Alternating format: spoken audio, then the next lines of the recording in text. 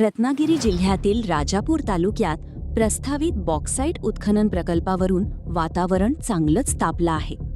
नाणार आणि सागवे गावांमध्ये होणाऱ्या या प्रकल्पाला ग्रामस्थांनी तीव्र विरोध दर्शवत जनसुनावणी रद्द करण्याची मागणी केली आहे. जनसुनावणी रद्द न झाल्यास ती उधळून लावण्याचा इशारा संघर्ष समितीने दिला आहे.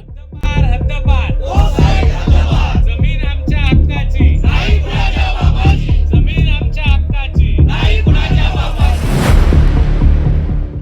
राजापूर तालुक्यातील नाणार आणि सागवे गावांमध्ये प्रस्तावित बॉक्साईट उत्खनन प्रकल्पाविरोधात ग्रामस्थ आक्रमक झालेत. नाणारमध्ये 144.95 हेक्टर तर सागवे गावात 120.48 हेक्टर क्षेत्रावर बॉक्साईट उत्खनन प्रस्तावित करण्यात आला आहे. या प्रकल्पामुळे पर्यावरणाची मोठी हानी होईल, डोंगर उद्ध्वस्त होतील, पाणी स्रोत धोक्यात येतील आणि शेतीवर गंभीर परिणाम होईल, असा आरोप ग्रामस्थांनी केला आहे.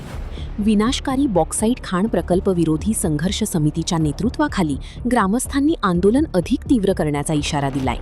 20 मे आणि 26 मे रोजी प्रस्तावित जनसुनावण्या तात्काळ रद्द कराव्यात, अशी मागणी करण्यात येत आहे. बॉक्साईट प्रकल्पाला इथल्या नाणार कुंभवडे परिसरातील सगळ्या जनतेचा ठाम विरोध आहे. त्याची काही शास्त्रीय कारणं किंवा पर्यावरणविषयक कारणं आपल्याला लक्षात घेणं आवश्यक आहे. नुसता भावनिक विरोध करून जमणार नाही, तर आपल्याला शास्त्रीय भूमिका विचारात घेणं आवश्यक आहे. कारण इथेच पाण्याचा मोठा प्रश्न निर्माण होणार आहे. कारण बॉक्साईटचा जो स्तर आहे तो नैसर्गिक एक स्पंजसारखं काम करतो. पावसाचं पाणी शोषून घेणं आणि खालच्या पातळीमध्ये तो टिकवून ठेवणं, हे जे काम आहे ते उत्खनन केल्यामुळे नष्ट होईल आणि पाण्याच्या विहिरी, पाण्याच्या बोरवेल्स वगैरे सगळ्या कोरड्या पडतील. तसंच इथल्या ज्या धुळीमुळे जे प्रदूषण होणार आहे, त्या धुळीमुळे प्रदूषण जे होईल त्या रासायनिक प्रकल्पामुळे, रासायनिक प्रक्रियेमुळे देखील पाणी दूषित होईल आणि पाणी दूषित झालं तर पिण्याचं पाणी देखील पिणं शक्य जनतेला होणार नाही.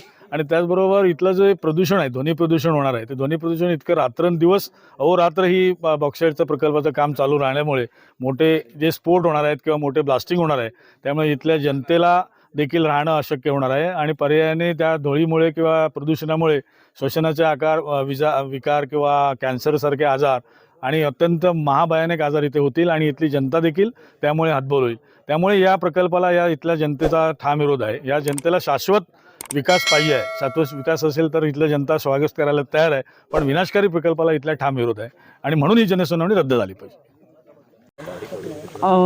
2017 साली जे रिफायनरीसारखे विनाशकारी प्रकल्प आले ते जसे आम्ही उधळून लावली, त्यावेळची जनसुनावणी उधळून लावली, त्याचप्रमाणे आता जी 20 मे रोजी होणारी जनसुनावणी आहे ती येत्या 26 मे रोजी घेण्यात येणार आहे.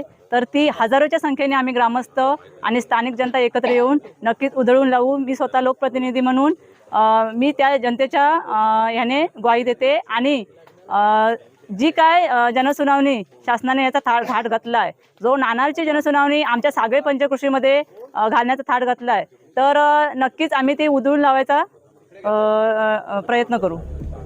राजापूर तालुक्यातील नाणार आणि सागवे गावांमध्ये प्रस्तावित बॉक्साईट उत्खनन प्रकल्पावरून आता संघर्ष अधिक तीव्र होताना दिसत आहे. स्थानिक ग्रामस्थांनी जनसुनावणी रद्द करण्याची ठाम भूमिका घेतली असून प्रशासन आता काय भूमिका घेणार याकडे संपूर्ण जिल्ह्याचं लक्ष लागलं आहे. Bureau report 24 news, Ratnagiri, Rajapur. अशाच नवनवीन घडामोडी पाहण्यासाठी 24 न्यूज चॅनलला आत्ताच सबस्क्राईब करा, शेअर करा आणि बेल आयकॉनला प्रेस करायला विसरू नका. आणि हो, तुमची प्रतिक्रिया देखील कॉमेंट बॉक्समध्ये नोंदवा.